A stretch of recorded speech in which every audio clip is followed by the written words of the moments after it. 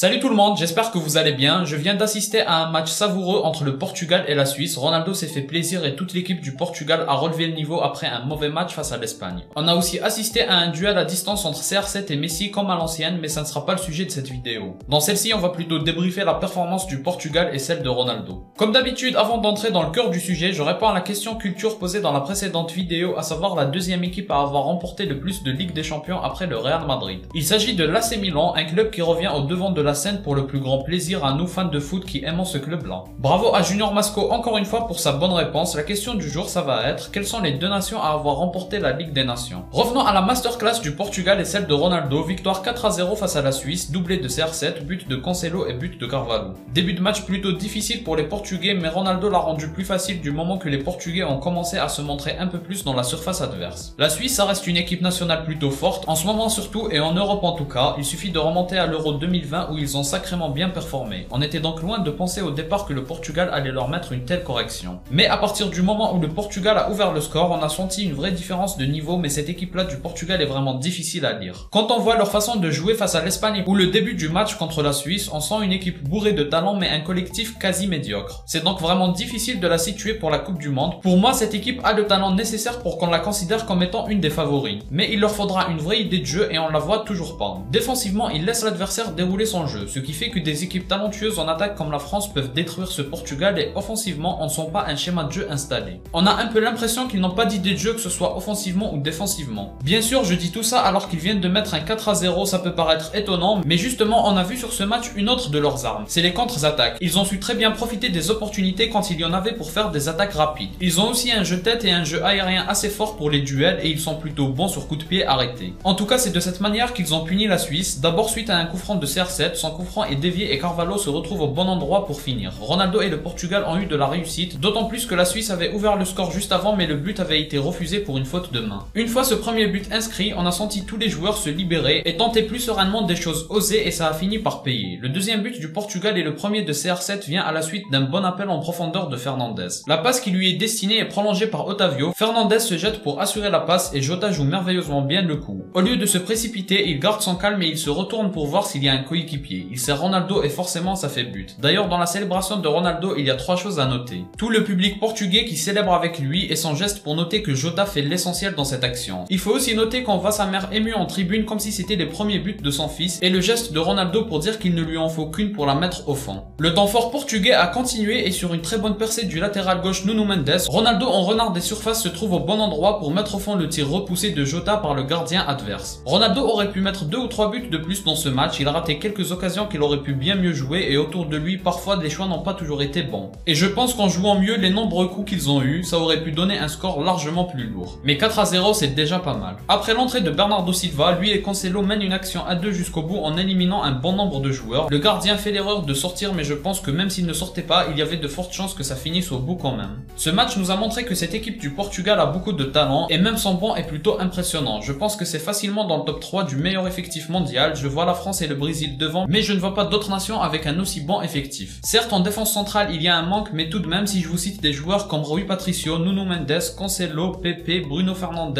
Renato Sanchez, Otavio, Ronaldo, Jota, Bernardo Silva, Leao et bien d'autres, c'est quand même du très lourd. Le reste, c'est le travail du coach d'en faire une équipe terrifiante, mais le matériel est là en tout cas. Sinon, il y avait le duel à distance entre Messi et Ronaldo qui était sympa à suivre. Quintuplé pour Messi face à l'Estonie et doublé pour Ronaldo qui en plus a été décisif sur un autre but. Le duel est à l'avantage de Messi sur ce match, mais ce n'était qu'un match amical là où pour Ronaldo il y avait un petit enjeu en plus. Pas énormément en plus non plus, puisque ça reste la Ligue des Nations au bout d'une saison de 60 matchs. Les joueurs ne donnent pas leur vie sur le terrain et ça se voit, mais dans tous les cas ça permet à ces deux monstres de rappeler qu'ils sont encore là, du moins surtout pour Messi parce que Ronaldo l'a montré tout le long de la saison. Merci à vous d'avoir regardé cette vidéo. Si vous avez aimé, laissez un like et abonnez-vous pour me soutenir. Vous pouvez me suivre sur Twitter si vous le voulez. Moi je vous dis à la prochaine, portez-vous bien.